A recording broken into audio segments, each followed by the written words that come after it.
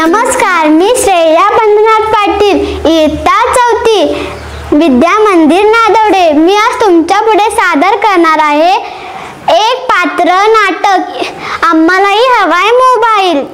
माझे एकदा ऐक ना ग आई, मी आता मोठी झाले असं तूच नाही का म्हणालीस?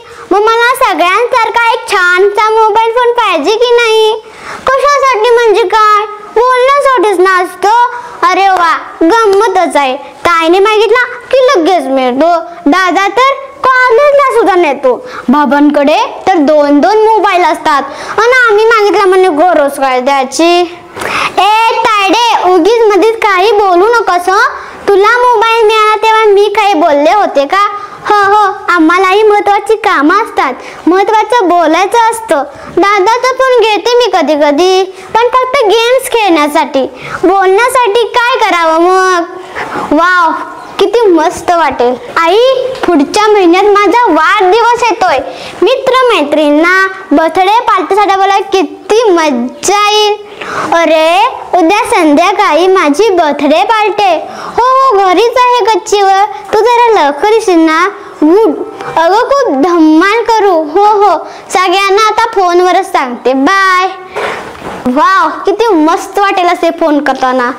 आई अगं, अचानक शाळेत सुट्टी घ्यायला लागली तर उगीच सरांची बोलणी ऐकावी लागतात, त्यापेक्षा पप्पा कसे घरातूनच ऑफिसला फोन करतात तसा सरांना फोन करायचा। हॅलो, गुड मॉर्निंग सर, मला आजची सुट्टी मिळेल का? महत्वाचं काम आहे घरी। हो सर, उद्या नक्की येणार। थँक्यू सर, खूप कामं करतात तशी। तू सांग ना बाबांना, ताईच्या वेळी तूच नाही का सांगितलंस? ताई काय तुझी लाडकी आणि मी काय दोडकी आहे का ग? आता तुझ्याकडून नसला म्हणून काय मलाही नको मोबाईल?